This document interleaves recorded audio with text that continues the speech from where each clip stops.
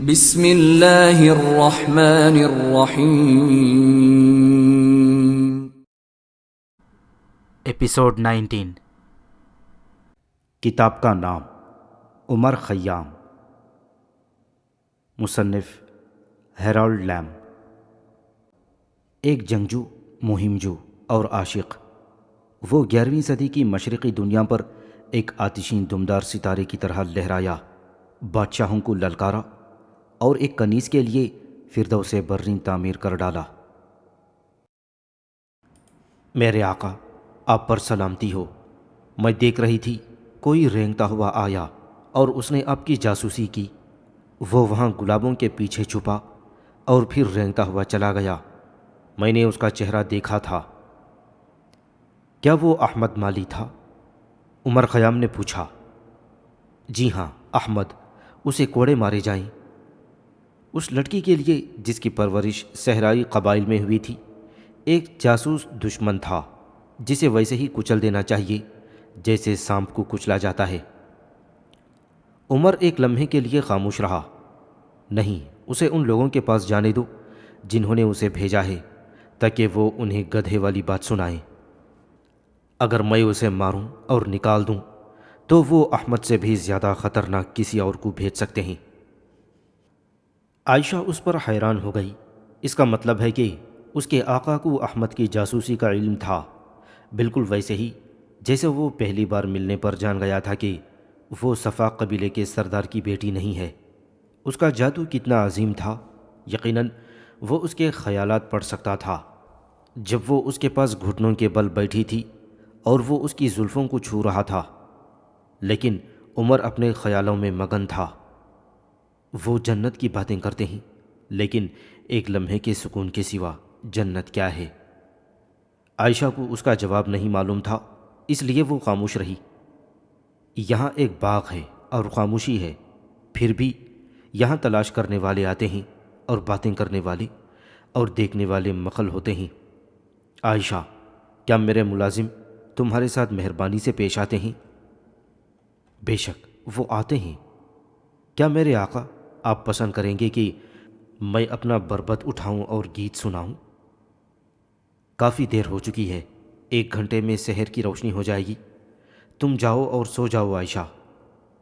لڑکی تابع داری کے ساتھ مگر تھوڑی آزردہ ہو کر اپنے کمرے کی طرف لوٹ گئی۔ ان تمام باتوں کے ہوتے ہوئے آقا اسے کب نوٹس کریں گے؟ اس نے اس کے سر پر ایسے ہاتھ پھیرا تھا جیسے وہ استبل کا کوئی گھوڑا ہو اور اسے ایک بچے کی طرح سونے کے لیے بھیج دیا ہو۔ عمر تالاب کے پاس بیٹھا سوچوں میں گم تھا۔ غزالی کی عمر اس وقت کتنی ہی تھی جتنی عمر کی تب تھی جب وہ رحیم کے ساتھ جنگ پر گیا ہوا تھا اور یاسمین نے اسے ایک گلاب دیا تھا۔ غزالی میں جوانی کا وہ بے دلیل یقین تھا۔ جوانی کی کتاب بند کیوں ہو جانی چاہیے؟ وہ خود 34 سال سے زیادہ کا نہیں تھا، لیکن اسے محسوس ہوا کہ جوانی اسے چھوڑ گئی ہے۔ کون جانتا ہے کیسے یا کہاں؟ کتاب بند ہو گئی تھی، ایک نئی کتاب کھل گئی تھی۔ زندگی جو غزالی کے لیے اتنی یقینی تھی، عمر کے لیے غیر یقینی بن چکی تھی۔ زاہد کے لیے یہ ایک نقشے کی طرح کھل چکی تھی جو اس کے آنے کا منتظر تھا۔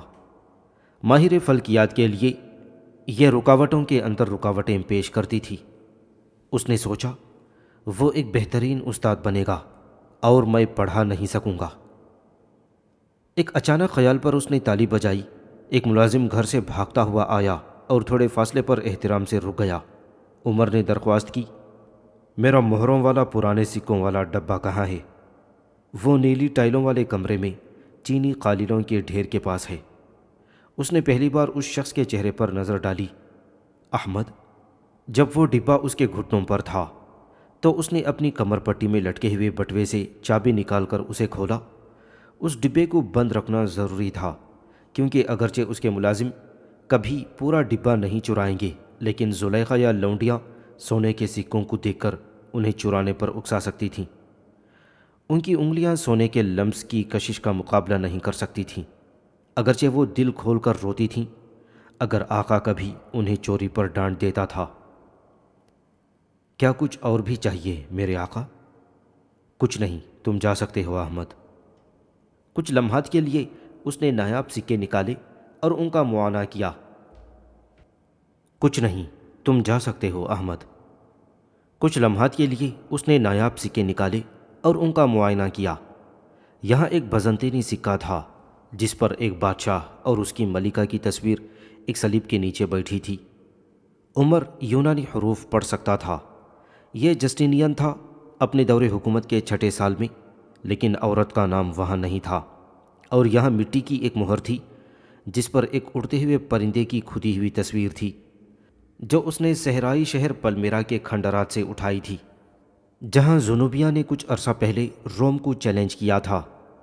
انسانی عزائم کی ان نشانیوں کے پاس سنانے کے لیے کتنی کہانیاں تھیں۔ جسٹینین نے روم کی بہت سی طاقت بحال کی تھی، لیکن وہ ایشیا کی ایک بے ثمر مہم کے دوران مر گیا۔ زنوبیا عمر کو یاد آیا کہ اس تجارتی سلطنت کی ملکہ کو آخرکار رومی فوج کے سامنے ہتھیار ڈالنے پڑے تھے، اور اسے ایک قیدی کے طور پر لے جایا گیا تھا تاکہ وہ اپنی خوبصورتی سے رومی فتح کو رونق بخشے۔ ان طویل عرصے سے مدفون قیصروں کے واضح نقش و نگار والے سروں کو اپنے ہاتھوں میں تھامنا کتنا عجیب تھا۔ ابھی پچھلے ہی دن نظام الملک نے اعلان کیا تھا کہ قسطنطنیہ کے تازہ ترین قیصر نے ملک شاہ کو خراج بھیجا ہے، تو قسمت کا پہیہ گھوم گیا تھا، یہاں تک کہ مغرب اسلام کی فاتحانہ پیش قدمی کے سامنے زنجیروں میں جکڑا ہوا تھا۔ غزالی کا خیال تھا کہ وہ یعنی عمر آرام کی تلاش میں ہے، پھر بھی 17 سالوں سے اس نے 3 آدمیوں کے برابر کام کرنا نہیں چھوڑا تھا، اور اب نظام اس سے پہلے بھی زیادہ مطالبات کر رہا تھا۔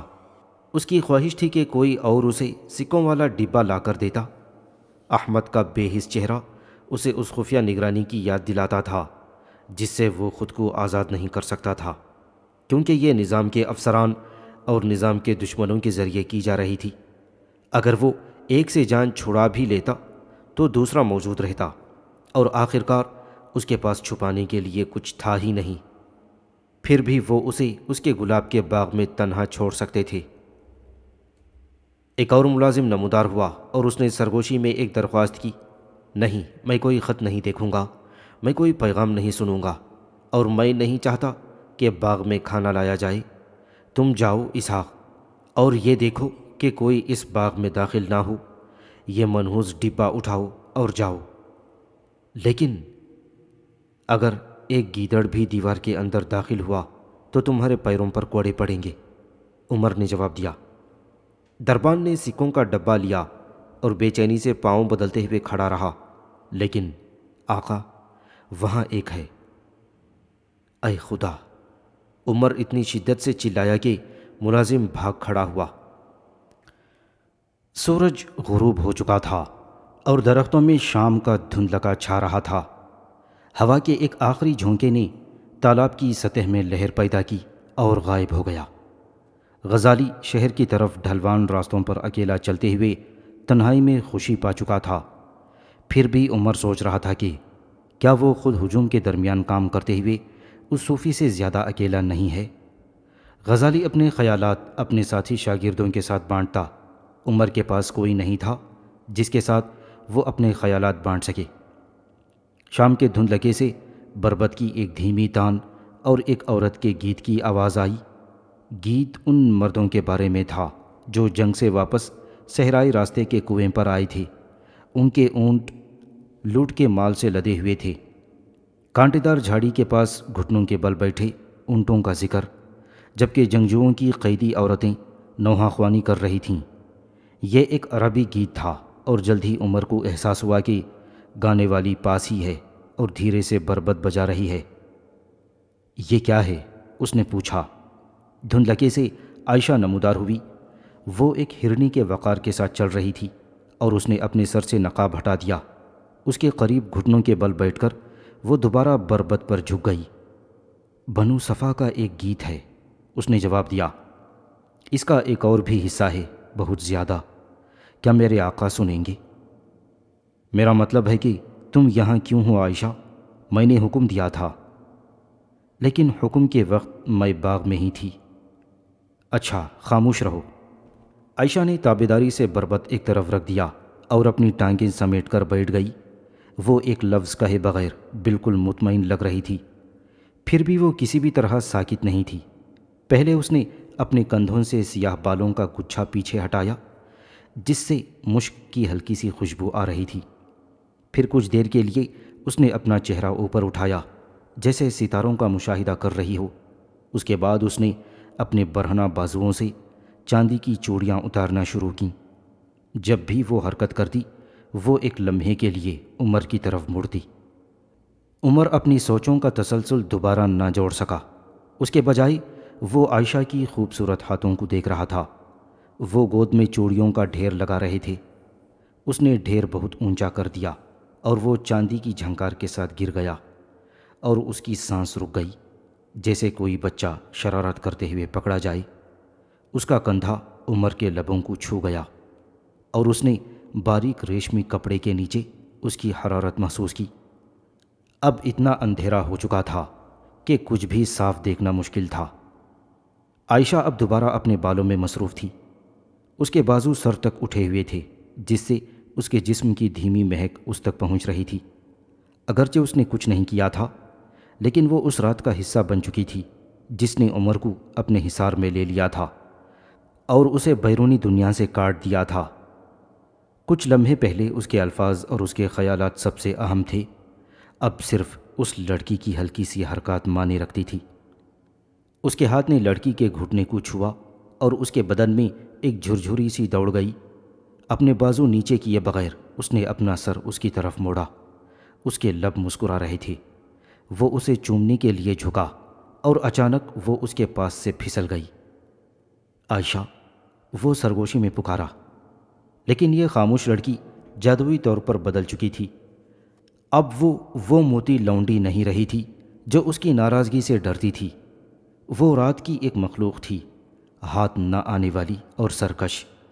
جب وہ اس کے پیچھے بڑھا تو وہ مڑی اور چنار کے درختوں کی گہرائیوں میں بھاگ گئی جہاں ستارے بھی نہیں دیکھ سکتے تھے۔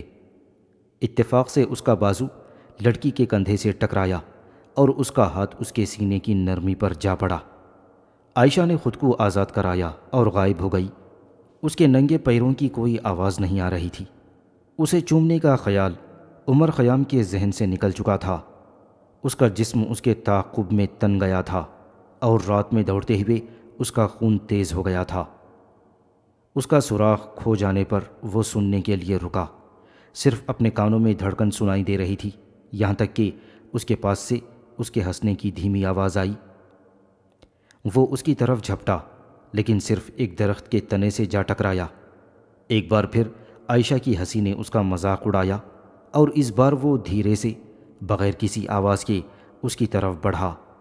وہ بھاگنے ہی والی تھی کہ اس کے بازوؤں نے اسے جکڑ لیا۔ ایک لمحے کے لیے اس نے مزاحمت کی لیکن وہ زیادہ طاقتور تھا اور اس کے لب اسے تلاش کرتے رہے یہاں تک کہ وہ اس کی باہوں میں ڈھیلی پڑ گئی اور اس کا گرم منہ اس کے لبوں سے پیوست ہو گیا۔ اس کے کھلے ہوئے بال اس کے گلے کو چھو رہے تھے۔ جب اس نے اسے زمین سے اٹھایا اور نیچے لٹایا تو اس نے کوئی مزاحمت نہیں کی۔ اس کے بازو عمر کے گرد سمٹ گئے اور اس کی سانسیں اکھڑ رہی تھیں۔ وہ سسکیاں بھر رہی تھی جیسے کہ اس کے اندر کی تپش اس پر غالب آ گئی۔ آدھ گھنٹے بعد جب وہ پرسکون اور مطمئن لیٹے تھے، عمر اب بھی اس کے دل کی تیز دھڑکن محسوس کر سکتا تھا۔ وہ ناچنے والی لڑکیاں جنہیں وہ جانتا تھا اس طرح نیم بے ہوشی کی حالت میں نہیں لیٹتی تھیں۔ اپنی فطرت کے مطابق وہ جنگلی عرب لڑکی اس سے محبت کرتی تھی۔ جہاں تک عائشہ کا تعلق تھا وہ رات کے جادو سے ایک مختلف ہستی بن چکی تھی۔ اچانک اس کی خاموشی اور دوری ختم ہو گئی۔ ایک بچے کی طرح اس نے تالیاں بجائیں اور دبی ہوئی آواز میں گانا شروع کر دیا۔ وہ اپنے پھٹے ہوئے لباس پر ہنسی اور اس کا ہاتھ تھام کر اس سے تالاب میں تیرنے کی ضد کرنے لگی۔ ستاروں کی روشنی میں وہ اس لڑکی کے سراپے کو دیکھ سکتا تھا جو جلدی جلدی اپنے گھنے بالوں کو سر پر لپیٹ رہی تھی۔ جب اس نے گرم پانی میں قدم رکھا تو اس نے خوشی سے عمر پر پانی اچھالا۔ عائشہ کی چھلانگ لگاتے ہی وہ ساکن تالاب بھی جیسے جاگ اٹھا اور زندہ ہو گیا تھا۔ وہ رات، وہ پانی اور دھوپ سے تپتے ہوئے گلابوں کی خوشبو، یہ سب کچھ اب اسی کا تھا۔ اس نے آہستہ سے کہا، پھر عائشہ نے آہستہ سے کہا، یہ بہت اچھا ہے، واللہ میرے آقا کے ساتھ ہونا کتنا اچھا ہے۔ لیکن جب انہوں نے خود کو خشک کر لیا اور کپڑے پہن لیے تو عائشہ کا انداز پھر بدل گیا۔ اس نے خبردار کرنے کے لیے ایک اور آواز نکالی اور کان لگا کر سننے لگی۔ کچھ مرد آ رہے ہیں۔ اس نے ایک لمحے بعد سرگوشی کی۔ عمر نے ابھی کچھ نہیں سنا تھا۔ وہاں دیکھو، ان کے ہاتھوں میں ننگی تلواریں ہیں۔ جہاں اس نے اشارہ کیا تھا وہاں دیکھتے ہوئے عمر خیام کو درختوں کی جھنڈ میں مشعلوں کی روشنی ٹمٹماتی نظر آئی۔ وہ چمکدار فولاد پر لہرائی اور پھر جھاڑیوں کے چٹکنے کی آواز آئی، کیونکہ مشعل بردار ان کی طرف بڑھ رہے تھے۔ لڑکی چلائی، ہمارے پاس کوئی ہتھیار نہیں ہے، جلدی کرو، اپنے گھر کی طرف بھاگو تاکہ سپاہیوں کو جگا سکو۔ تاہم عمر کو کسی رات کے حملے کا خوف نہ تھا۔ اس نے انتظار کیا یہاں تک کہ وہ لوگ کھلی جگہ پر آ گئے، جہاں اس نے اپنے دربان اسحاق اور اپنے ہی 4 مسلح پیروکاروں کو پہچان لیا۔ عائشہ نے، جو اب بھی مشکوک تھی، خود کو نقاب میں چھپایا اور گلاب کی جھاڑیوں میں دبک گئی۔ اسحاق تالاب کی طرف بڑھا، یہاں تک کہ اس نے عمر کو دیکھ لیا تھا تو اس کے منہ سے اطمینان کی ایک چیخ نکلی، یا خواجہ، ہم نے درختوں میں کسی کے چلنے کی آواز سنی، ہم نے سوچا کہ چوروں نے آپ کو گھیر لیا ہے۔ پھر پانی میں کسی چیز کی گرنے کی آواز آئی تو میں نے ان جاہلوں سے کہا، آؤ ہمیں دیکھنا چاہیے، خدا نہ کرے کہ ہمارے آقا کو قتل کر دیا گیا ہو۔ عمر غصے سے لال ہو گیا۔ کیا اب نوبت یہاں تک پہنچ گئی ہے کہ میں باغ میں ایک لڑکی کے ساتھ وقت بھی نہیں گزار سکتا اور پورا گھرانہ چھتے کی مکھیوں کی طرح باہر نکل آتا ہے؟ قریب ترین آدمی سے شمشیر چھین کر اس نے خوفزدہ اسحاق کے کندھوں پر تلوار کی پشت سے اس وقت تک ضربیں لگائیں جب تک کہ خون نکل نہ آیا۔ اسحاق بلند آواز میں کراتے ہوئے خاموشی سے سب سہتا رہا۔ اس نے ایک عورت کی خلوت میں مداخلت کی تھی اور پوری طرح پٹائی کا حقدار تھا۔ وہ اب پٹنے پر خوش تھا کیونکہ عمر بعد میں اسے معاف کر دیتا، بجائے اس کے کہ اس کے تلوے ادھیڑنے کا حکم دیتا۔ دوسرے آدمی بھی جو چھپ کر اپنی ہتھیار نیام میں کر رہے تھے خوش تھے، کیونکہ اسحاق کو مارتے ہوئے آقا شاید انہیں بھول جائے۔ پھر بھی اسحاق اور ان کا سب کا یہی ماننا تھا کہ انہوں نے آ کر صحیح کام کیا ہے۔ تھوڑی دیر بعد عمر نے اپنا ہاتھ نیچے کیا اور ہنس پڑا، اب جاؤ بے عقلوں، لیکن یاد رکھو اب سے یہ باغ حرم ہے، مردوں کے لیے ممنوع۔ اسحاق نے اپنے ہونٹوں سے خون پونچھتے ہوئے جواب دیا، مگر میرے آقا، ان مالیوں کا کیا ہوگا، حسین، علی اور احمد کا؟ انہیں استبل میں مکھیاں مارنے دو، یہ باغ ان کے بغیر زیادہ بہتر ہے۔ جب ملازم جلدی میں چلے گئے، عائشہ اپنے چھپنے کی جگہ سے باہر آئی۔ وہ ہنس رہی تھی، اچھا ہے کہ تمہارے ملازم سست ہیں، میں تھوڑی دیر پہلے ان کا استقبال نہ کرتی۔ کئی ہفتوں تک عمر کو اپنے خطوط کا خیال نہیں آیا تھا۔ در حقیقت اسے عائشہ کے سوا کسی چیز کا خیال نہیں تھا۔ اب وہ باغ میں بغیر نقاب کے گھوم سکتی تھی اور ہر شام اسے خوش ہونے کے لیے کچھ نیا مل جاتا۔ وہ عمر خیام کے خیالات میں شریک نہیں ہو سکتی تھی، اور یہی ان کے درمیان ایک عجیب تعلق بن گیا، کیونکہ خیام یعنی خیمہ دوز اپنے ہی خیالات سے فرار چاہتا تھا، اور عائشہ اس بات کو سمجھتی تھی۔ کچھ معاملات میں وہ اس سے زیادہ سمجھدار تھی، اور سب سے زیادہ اپنی خاموشی میں۔ اس کی محبت میں ممتا کا ایک رنگ تھا، اور کچھ ایسا بھی جو وحشی اور بے لگام تھا۔ دیکھتے ہی دیکھتے گھر کے باقی افراد کو معلوم ہو گیا کہ وہ عرب لڑکی آقا کی پسندیدہ بن چکی ہے۔ عائشہ خود باورچی خانے میں جا کر اس کے کھانے کی ٹرے تیار کر دی۔ صرف ایک بار زلیخا نے اس کے اس حق کو چیلنج کیا۔ عائشہ نے سکون سے کہا، تمہارے ہاتھ اپنے ان تمام بچوں اور رشتہ داروں کو کھلانے کے لیے کافی کچھ ہے جو گودام سے اپنی قمیضوں کے نیچے گوشت چھپا کر لے جاتے ہیں۔ اور ہاں، تمہاری بڑی بیٹی کا وہ چیچک زدہ عاشق بھی جس کی شادی ہونی چاہیے، بجائے اس کے کہ وہ سڑک پر آوارہ گردی کرتا پھرے۔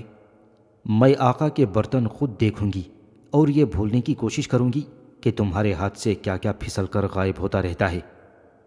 اس کے بعد زلیخا نے صحرا کی پیدا کردہ اس آوارہ لڑکی کے مزاج کے بارے میں بڑبڑانے پر ہی اکتفا کیا۔ لڑکی کا ان لوگوں سے بالکل مختلف ہونا جنہیں وہ پہلے جانتا تھا عمر کو بہت بھایا۔ صرف اس کی موجودگی میں ہی وہ مکمل طور پر انسان اور زندہ نظر آتا تھا، اگرچہ وہ اس کے تراشیدہ گلے کے ہر خم اور اس کے جسم کے ہر گوشے سے واقف تھا، لیکن وہ کبھی نہ جان سکا کہ اس کے ذہن میں کیا ہے۔ اس کے پہلو میں لیٹی اس کی سانسیں اپنی سانسوں میں ملائی، آدھی کھلی آنکھوں کے ساتھ وہ کسی ایسی دور دراز آواز کو سنتی معلوم ہوتی تھی جو اسے سنائی نہیں دیتی تھی، پھر وہ اسے ہمیشہ حیران کر دیتی۔ ایک بار اس نے بڑے اطمینان سے پوچھا کہ کیا وہ اس کے کمرے کی حفاظت کے لیے کسی خواجہ سرا کو رکھنے کا ارادہ رکھتے ہیں؟ عمر نے انکار کرتے ہوئے کہا، ہرگز نہیں۔ اچھا، تو پھر ایک اور ابھی وہاں راہداری میں بیٹھا ہوا ہے۔ عائشہ ایک محافظ خواجہ سرا کی اہمیت سے کافی خوشی محسوس کر رہی تھی۔ وہ جانتی تھی کہ اسلام کے شرفاء کے ہاں یہ رواج ہے، پھر بھی یہ کوئی خوشگوار بات نہ ہوتی کہ تمام عمر ایک ایسی مخلوق اس کی خدمت گزار رہے۔ جب عمر نے بیرونی راہداری کا معائنہ کیا تو اس نے دیوار کے ساتھ ایک اجنبی شکل بیٹھی دیکھی جو دروازے کی پکار کے انتظار میں تھی۔ وہ شکل ایک دبلا پتلا سیاہ فام آدمی جس نے سرخ خلت پہن رکھی تھی اٹھی اور اس کے قریب آنے پر احترام سے ہاتھ باندھ لیے۔ تم کون ہو؟ غریب پرور کو معلوم ہے میرا نام زنبل آغا ہے اور اسحاق نے مجھے اس گھر کی خدمت کے لیے بلوایا ہے۔ اس کی باریک آواز اور بے رونق آنکھوں نے عمر کو وہی یقین دلا دیا جو عائشہ نے ایک نظر میں بھانپ لیا تھا۔ اس نے کہا، میرے ساتھ چلو۔ گیٹ پر اس نے اسحاق کو بلایا جس کے سر پر اب بھی پٹی بندھی تھی۔ میں نے تمہیں کب حکم دیا تھا کہ بیگم کے کمروں کے لیے ایک خواجہ سرا ملازم رکھو؟ اسحاق نے ملامت بھری نظروں سے اپنے آقا کو دیکھا۔ میں جانتا تھا کہ میرے آقا کی توجہ کہیں اور ہے، اسی لیے میں نے ضرورت کے تحت اسے یہاں بلایا تھا۔ ٹھیک ہے، اسے واپس بھیج دو۔ میں سن رہا ہوں میرے آقا، لیکن باغ بہت بڑا ہے اور یہ سب گھر سے نظر نہیں آتا۔ اسے واپس بھیج دو۔ زنبل آغا کا اپنے باغ میں پہرا دینا عمر کو ناگوار گزرا۔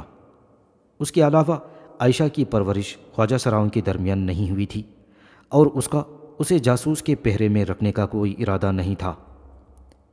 اسحاق کو برا لگا اور اس نے زنبل آغا کے سامنے اپنی ساکھ بچانے کے لیے بات کا رخ موڑ دیا۔ اب 20 دن ہو گئے ہیں کہ عزت مآب نظام الملک کا خط بغیر کسی جواب کے پڑا ہوا ہے، حالانکہ میں نے آپ کو بتایا تھا کہ یہ ضروری ہے۔ ایک گھڑ سوار قاصد اسے بڑی جلدی میں لایا تھا۔ میں نے اس کی بڑی حفاظت کی کیونکہ نظام الملک صرف ریاست کے اہم معاملات پر ہی لکھتے ہیں۔ کیا میں اسے یہاں لے آؤں؟ عمر وہ خط بھول چکا تھا۔ جب اس نے اسے پھاڑ کر کھولا اور پڑھا تو اس نے اپنا ہونٹ چبایا۔ بسم اللہ الرحمن الرحیم۔ پیغام کچھ یوں لکھا ہوا تھا، اللہ کے نام سے جو نہایت مہربان اور رحم والا ہے۔ تم فوراً بغیر 1 گھنٹے کی تاخیر کے ملک شاہ کو لکھو اور اسے یقین دلاؤ کہ ستاروں کے آثار اس کے نیشاپور واپسی کے لیے سازگار نہیں ہیں۔ میری سخت خواہش ہے کہ وہ سمرقند کے شمال میں جنگ جاری رکھے۔ مجھے اس کے کیمپ سے اطلاع ملی ہے کہ وہ خراسان واپس آنے اور سردیوں کے لیے اپنی آدھی فوج کو رخصت کرنے کا سوچ رہا ہے۔ عمر نے دوبارہ وہ خط پڑھا اور پھر اسے پرزے پرزے کر دیا۔ ایسا پیغام تحریری طور پر بھیجنا خطرناک تھا۔ نظام کو اس کا علم ہونا چاہیے تھا۔ اس کے علاوہ وہ ماہر فلکیات اب نظام کے اشاروں پر جھوٹی پیشن گوئیوں سے تنگ آ چکا تھا۔ یہ مانتے ہوئے کہ وزیر صرف ریاست کے مفاد میں کام کر رہا ہے، پھر بھی ملک شاہ بادشاہ تھا۔ سلطان نے گزشتہ سالوں کا زیادہ تر حصہ جنگ کی زمین پر گزارا۔ اگر وہ ایک سردیوں کو سکون چاہتا ہے تو اس کی مخالفت کیوں کر کی جائے؟